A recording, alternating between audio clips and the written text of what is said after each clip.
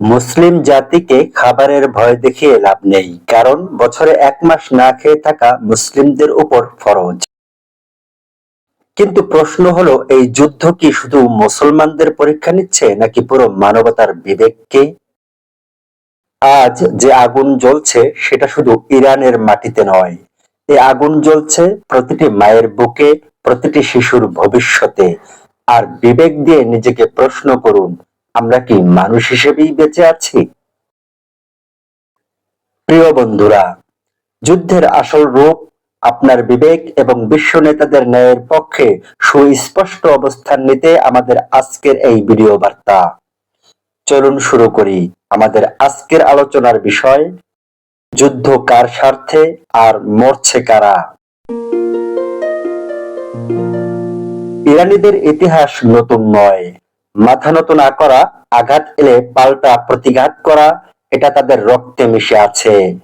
ক্ষুধা দিয়ে আমাদের দমন করা যাবে না, আয়াতুল্লাহ আলী খামেনির এমন বক্তব্য শুধু রাজনৈতিক নয়, এটা এক ধরনের মনস্তাত্ত্বিক বার্তা। কিন্তু আজ প্রশ্নটা বড়, এই শক্তির লড়াইয়ে মানুষ কোথায়?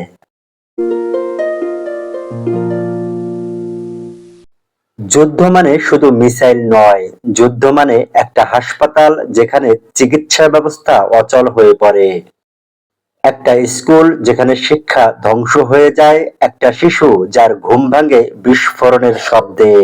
আজ ইসরায়েল আর তার পিছনে দাঁড়িয়ে থাকা যুক্তরাষ্ট্র সবাই বলছে নিরাপত্তার জন্যই এই যুদ্ধ।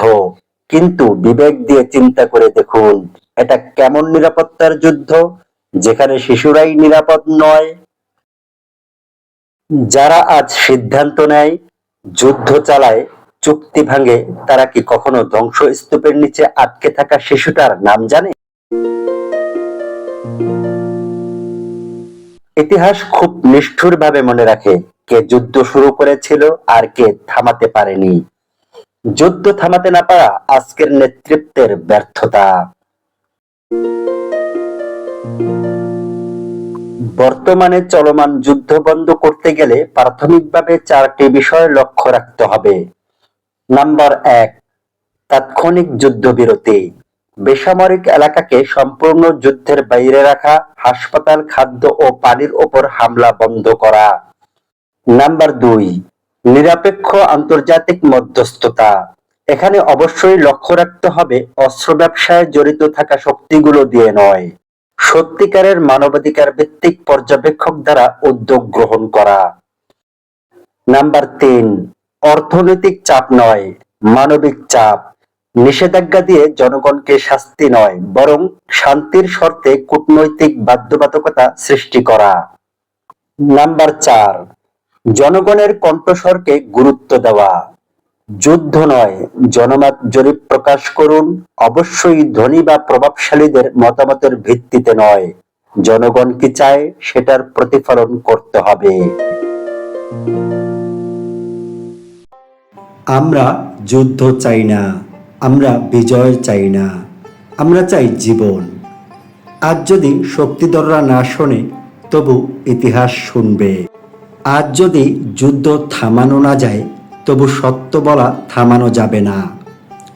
এই কণ্ঠস্বর কোনো দেশের নয়, এটা মানুষের। নির্যাতিতদের পক্ষে, শান্তির পক্ষে।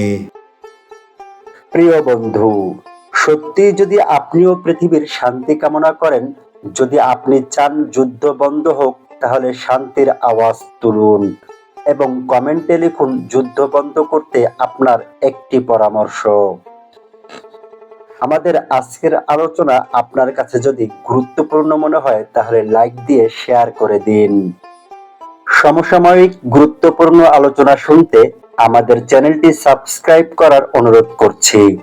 সম্পূর্ণ ভিডিওটি দেখার জন্য ধন্যবাদ।